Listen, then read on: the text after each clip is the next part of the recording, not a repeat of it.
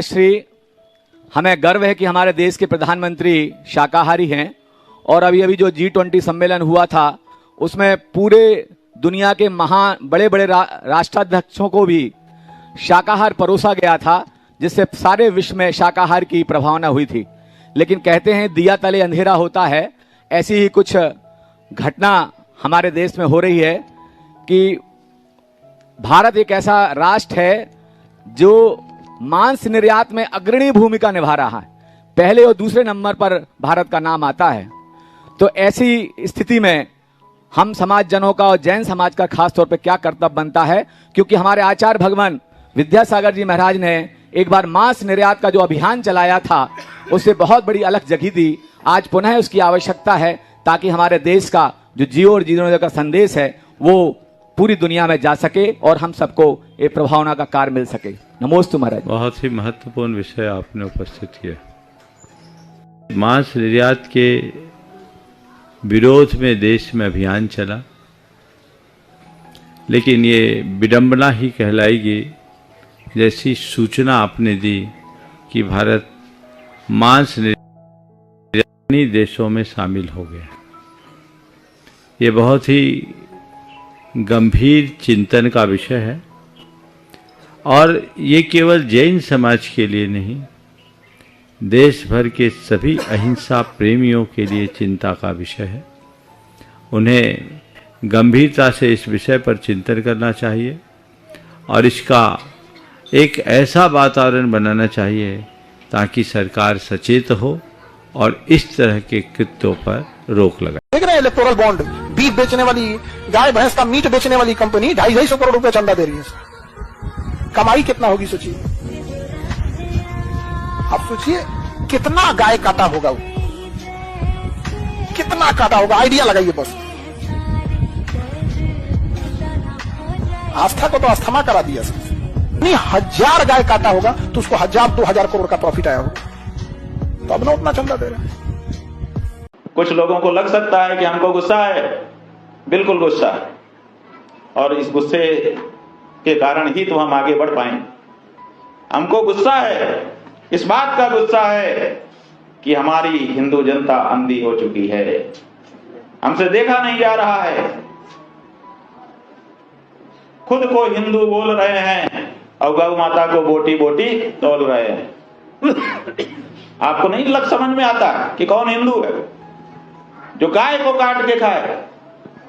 ऐसे भी नेता हैं जिन्होंने कहा, ऐसा भी एक संगठन है, उसके एक महामंत्री हैं, उन्होंने वक्तव्य दिया है कि हमारे 30,000 स्वयंसेवक गाय का मांस खाते हैं, हम किसी पे रोक नहीं लगाते।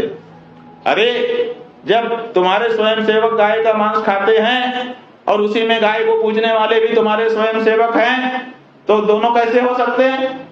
गाय को काट काट के खाने वाला भी वही और गाय को माँ माँ कह के पूजने वाला भी वही, दोनों एक हो सकते हैं? इस देश में दोनों एक नहीं हो सके और न दोनों एक हो सकेंगे। इसलिए हिंदू तो वही जो गाय को पूजता है, जो गाय की हत्या को किसी हालत में स्वीकार नहीं कर सकता है, और जो गाय की हत्या से जुड़ा हुआ व्यक्ति हो, व्यापारी हो, कोई भी हो, राजनेता हो, उसको हम बहिष्कृत करें, तब समझो कि हम हिंदू हैं।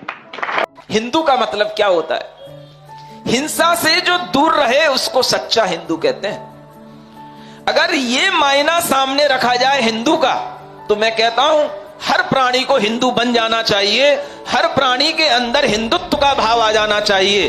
हिंदू का मतलब कोई जाति, कोई धर्म नहीं, हिंसा से दूर होने का भाव जिसके अंदर आ जाए वो हिंदू है। और ऐसा हिंदू अगर सब कोई बनता है तो सबसे पहले मैं हिंदू बनने के लिए सबसे पहले कहता हूं मैं सबसे बड़ा हिंदू हूं। गाय और भैंस जैसे जानवर दोस्तों बहुत ही इमोशनली इंटेलिजेंट होते हैं। इंसानों की तरह ये बहुत से इमोशंस फील कर सकते हैं, जैसे कि गुस्सा आना या डर लगना। लेकिन क्या आप ये जानते हो कि इलेक्टोरल बॉन्ड्स के डेटा से हमें पता चलता है देश की सबसे बड़ी बीफ एक्सपोर्टिंग कंपनी ने 5 करोड़ रुपए चंदा डोनेट किया शिवसेना को और 2 करोड़ रुपए चंदा डोनेट किया बीजेपी को 2019 और 20 में। इस कंपनी का नाम है Allana group. Allana cold storage, Allana sons private limited, कई सारी ये कंपनीज इस ग्रुप का हिस्सा है। इनकी खुद की वेबसाइट के अनुसार Allana is the world's largest producer and exporter of frozen halal boneless buffalo meat. Interestingly April 2019 में डिपार्टमेंट ने इन पर आरोप लगाया था 2000 करोड़ की टैक्स इवेजन का।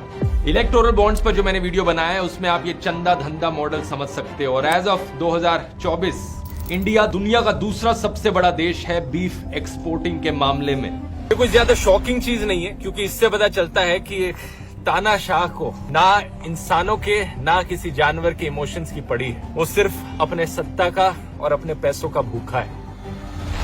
संसार में हर एक प्राणी अपने जीने का अधिकार स्वयं लेकर के आता है। इसीलिए भगवान महावीर स्वामी ने उस सारी अहिंसा को एक सूत्र में पिरोया और उसका नाम दिया जियो और जीने दो। आज हमें इस स्वतंत्रता के अवसर पर इस सूत्र को भूलना नहीं है। स्वतंत्रता का मतलब ऐसा नहीं है हम तो जी रहे हैं, तुम्हें मरना हो मरो, इसका नाम स्वतंत्रता नहीं है। स्वतंत्रता का मतलब है जियो और दूसरे को भी जीने के लिए बाधित मत करो। दूसरे को भी जीने का उतना ही अधिकार है जितना आपको जीने का अधिकार है।